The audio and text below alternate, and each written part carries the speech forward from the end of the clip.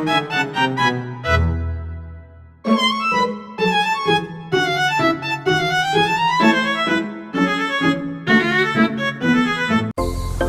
semuanya, perkenalkan nama saya Nurlia Ali dengan NPM 0203-311-012. Di video kali ini, saya akan membahas 3 topik penting di dunia keuangan dan ekonomi. Yang pertama, suku bunga jangka pendek dan panjang. Yang kedua, konsep pendokwal dalam harga saham. Dan yang ketiga, hubungan antara nilai tukar dan suku bunga. Yuk langsung mulai. Yang pertama, suku bunga jangka pendek versus jangka panjang.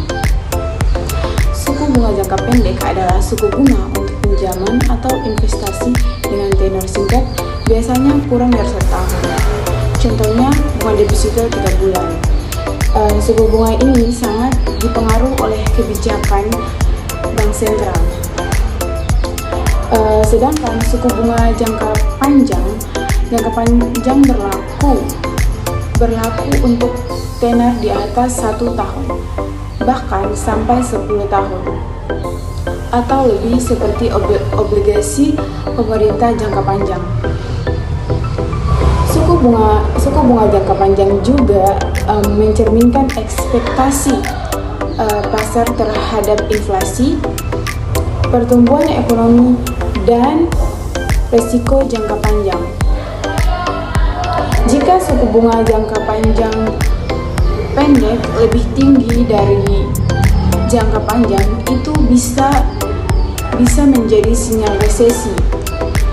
Sebaliknya, kurva suku bunga yang normal menunjukkan harapan pertumbuhan ekonomi ke depan. Selanjutnya itu random walk dalam harga saham.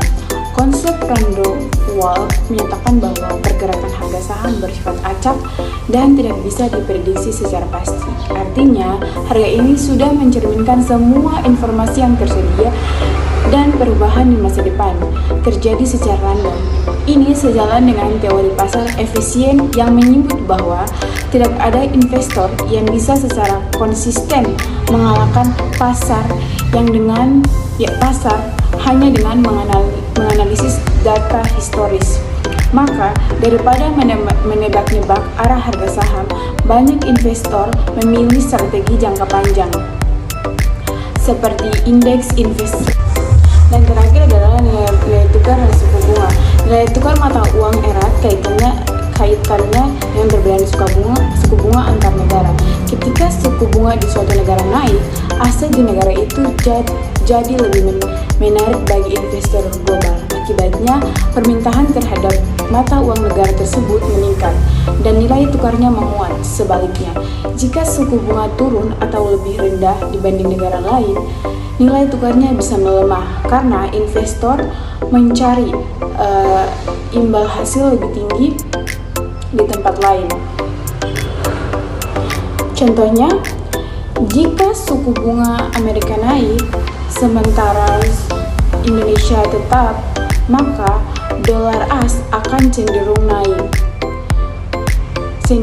menguat terhadap rupiah karena investor lebih tertarik menyimpan dananya di AS.